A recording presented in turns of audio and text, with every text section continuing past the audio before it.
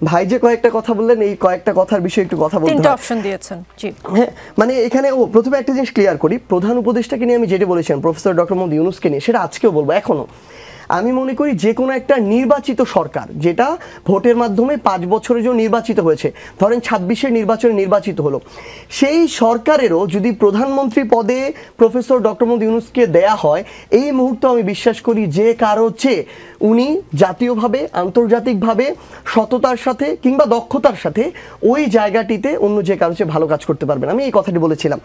এই অন্তর্বর্তীকালীন সরকার 5-10 বছর থাকবে এটা আমি কখনোই বলিনি। আরেকটা জিনিস কি, মানে এই যে ভাই অনেকগুলো উদাহরণ দিয়েছেন, আমাদের 4টা উদাহরণ বলেছেন, শত গাড়ির মিছিল, যেটা আমার ক্ষেত্রে বলেছেন 100 কোটি টাকার দরবেশ, নারী কেলেঙ্কারি, থানায় যাওয়া। দেখেন কিছু স্পষ্ট করি, উনি আমাদের এই 10 মাসের এনসিপি বা বৈষম্যবিরোধী ছাত্র আন্দোলন, জাতীয় নাগরিক কমিটি যারা ছিল তাদের মোটা দাগে এরকম 4টা এনেছেন।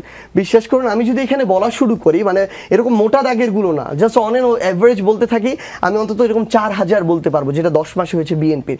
বাট ফ্যাক্ট হচ্ছে, আপনি দেখেন, ধরেন আমার গাড়ির সময় আমি যখন বাসায় যাই, ওই একবারই যেটা হয়েছিল 100 ওইখানে গাড়ি ছিল।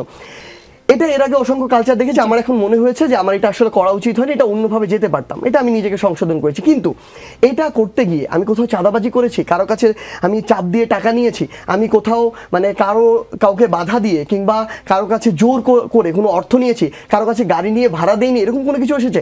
আমার ওই সময় হয়তো বা চিন্তাটাই সীমাবদ্ধতা ছিল যে আমি পারিবারিকভাবে ম্যানেজ করে এই কাজটা করেছি, কিন্তু আমার মনে হচ্ছে আমার সংশোধন করা দরকার। উনি বললেন 100 কোটি টাকা দরবেশ।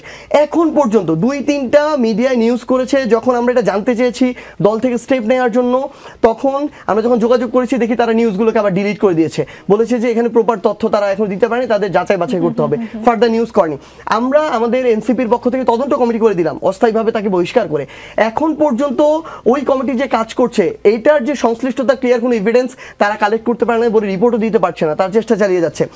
কিন্তু আপনি যদি মানে প্রত্যেকটা জায়গায় আমরা এটা করার চেষ্টা করছি, কিন্তু আপনি যদি অপোজিট সাইডে দেখেন, আমি জাস্ট লাস্ট 5 দিনের আপনাকে 5-6টা যদি নিউজ বলি, অটো স্ট্যান্ড একদম হেডলাইন, মানে নিউজের সরাসরি হেডলাইন, অটো স্ট্যান্ড দখল করতে গিয়ে বিএনপির 2 পক্ষের সংঘর্ষ, একজনকে কুপিয়ে হত্যা, সিলেটে 2000 কোটি টাকার পাথর লুটপাট, 14 বছরের বাচ্চা মেয়েকে বিয়ে দিতে রাজি না হওয়ায় এক বিএনপি নেতা মেয়ের বাবাকে তুলে নিয়ে গিয়ে পিটিয়ে খুন করেছে।